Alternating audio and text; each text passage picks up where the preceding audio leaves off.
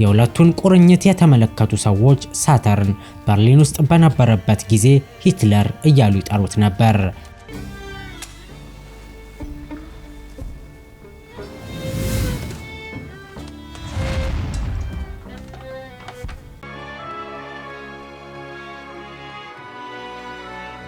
እስከ ቅርብ ዓመታት ድረስ በራሻውና ከተማ ሞስኮ በሚገኘው የእንስሳ ግቢ ውስጥ የሚኖር አንድ ታሪካዊ የአሜሪካ አዞ ነበር። ይህ አዞ በዚህ ግቢ ውስጥ ከመገኘቱ በፊት ያሳለፋቸው ከባባድና ዘመናዊ ሽሬ ታሪኮች አዞውን ለየት ብሎ በሰዎች አእምሮ ውስጥና የታሪክ ክታባት ላይ እንዲሰፍር አስችሎታል። ወደ ራሻም ከመጣ በኋላ ራሻዎቹ ሳተርን ብለው ይጠሩታል። የዚህን ታሪካዊ አዞ የህይወት ታሪክ ለመቃኘት ከውልደቱ 1936 እንደ አውሮፓውያን አቆጣጠር ወደ ከሚሲሲፒ አሜሪካ መጀመር ይኖርብናል። በእርግጥ ታሪኩ አሜሪካ ውስጥ እምብዛም ነው፣ ብዙም አልቆየም።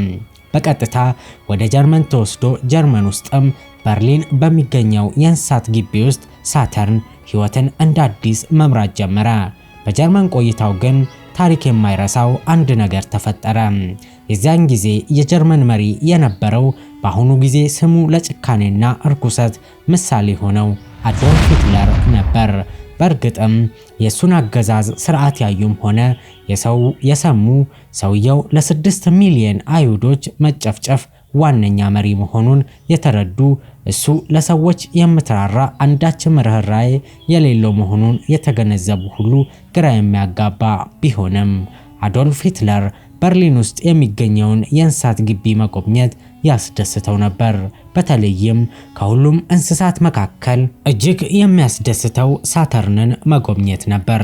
በተደጋጋሚ ሳተርንን ሲጎበኝ የተመለከቱ ሰዎች ሳተርን የሂትለር የግሉ አዞ ይመስላቸው እንደነበር ታሪክ ያስረዳናል።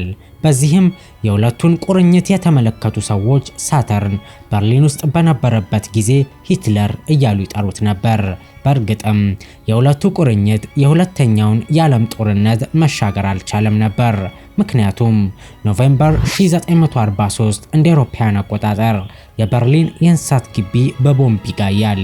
በዚህን ጊዜ በግቢ ውስጥ ከነበሩ 16000 እንስሳቶች መካከል 96ቱ ብቻ በህይወት ይተርፋሉ።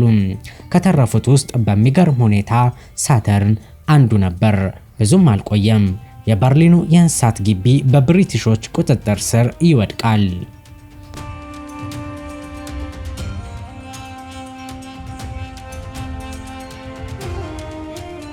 ብሪቲሾቹም በ1946 ሳተርንን ያገኙታል። አግኝተውም አልወሰዱትም። የሞስኮ የቱሪዝም ቢሮ በመቃጠሉ ምክንያት በተፈጠረ ያልታወቀ የታሪክ ክስተት ብሪቲሾቹ ሳተርንን ወደ ሊፕሲንግ ያመጡታል። በሰዓቱም ሊፕሲንግ በሶቪየት ህብረት ቁጥጥር ስር ነበረች። በመሆኑም ሳተርን በራሻዎች እጅ ይወድቃል። ራሻዎቹም በ1946 እንደ አውሮፓውያን አቆጣጠር ሳተርንን ከአንዲት የህንድ ዘንዶ ጋር ወደ ሞስኮ የሚገኘው የሞስኮ የእንስሳት ግቢ ወሰዷቸው። አዞም ሞስኮ እንደደረሰ እጅግ ተወዳጅ ለመሆን ጊዜ አልወሰደበትም። ምክንያቱም ግቢ ውስጥ የነበሩት 2 አዞች ብቻ በመሆናቸው ነበር። ጀርመን ያለ ሂትለር የተባለ ይጠራ የነበረውን ስሙን ቀይረው ሳተርን እያሉ መጥራት ይጀምራሉ። እንዲህ እያሉ መኖር ሲቀጥሉ በ1993 የእንስሳት ግቢ ጠባቂዎችን ግራ ያጋባም ያሳዘነም ታሪክ ይፈጠራል። የሆነውም በጊዜው በነበረው ህገ መንግስታዊ ቀውስ የራሻ ከባባድ የውጊያ ታንኮች በእንስሳት ግቢው በሚያልፉበት ጊዜ በተፈጠረው የመሬት ንዝረት ወቅት ሳተርን ያለቅስ እንደነበር ያዩ ሰዎች ግራ አጋብቷቸዋል። አንዳንዶቹ ግን የበርሊኑን ቦምብ አስታውሶ ነው ይላሉ። በ1950 እንደ አውሮፓውያን አቆጣጠር ዩናይትድ ስቴትስ ለራሻ በስጦታ አንዲት ሺፒካ የምትባል ሴት አዞ ይሰጣሉ። ሺፒካና ሳተርንም ግንኙነት ይጀምራሉ። ሆኖም ግን ምንም የጋራ ልጅ የላቸውም። ምክንያቱም የሺፒካ እንቁላሎች ፈርታይል አልነበሩም። በኋላም በ13 ዓመት ከሳተርን የምታንሰው ሺፒካ ትሞታለች። በዚህም ሳተርን ለብዙ ጊዜ ከምግብ ታቅቦ ሐዘኑን አንጸባርቋል። በኋላም በ2005 ሳተርን በ30 ዓመት የምትበልጠውን አጋሩን አግኝቷል። ሳተርን በመስኮ ቆይታው ብዙ ጊዜ ከሞት እንደተረፈ ጠባቂዎቹ ይናገራሉ። ከነዚህም ውስጥ በ1980 እንደ አውሮፓውያን አቆጣጠር ሳተርን ከነበረበት ክፍል ጣሪያ ላይ ከበድ ያለ ኮንክሪት ወድቆበት ለረጅም ጊዜ አሞት ነበር። ሌላኛው ደግሞ በ1990 እንደ አውሮፓውያን አቆጣጠር ወደ አዲስ የማቆያ ክፍል ተሸጋግሮ የነበረ ቢሆንም ግን ሳተርን አዲሱን ቤት መላመድ ተስኖት ለ4 ወራት ያህል እህል ሳይቀምስ ያሳለፈበትና ለሞትም የተቃረበበት ጊዜ ነበር። በሌላ ጊዜ ደግሞ አንድ የሰከረ ጎብኚ ሳተርንን ከእንቅልፉ ለመቀስቀስ ብሎ ከበድ ያለ ቋጥኝ አናቱ ላይ በመወርወር ለ1 ወር ያህል ሳተርንን በሞትና በሕይወት እንዲቆይ አድርጎት እንደነበር የዚያን ጊዜ ታሪኩ ያሳየናል። ከዚህ ሁሉ ቆይታ በኋላ ሜይ 2020 እንደ አውሮፓውያን አቆጣጠር ከሞስኮ የእንስሳት ግቢ አንድ አሳዛኝ ነገር ተሰማ።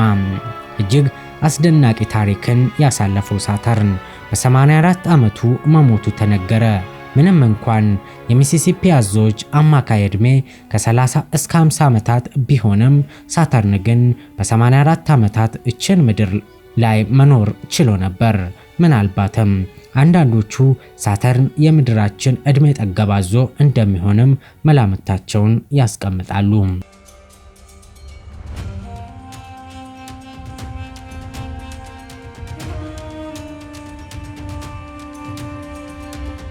ውድ ተመልካቾቻችን የተመለከቱትን ቪዲዮ ከወደዱት ሰብስክራይብ እና ላይክ ማድረጎን እንዳይዘነጉ፣ እንዲሁም ለወዳጅ ዘመዶ ሼር በማድረግ እንድታጋሩ በትህትና እንጠይቃለን። ለዛሬው አበቃን። ሻሎም።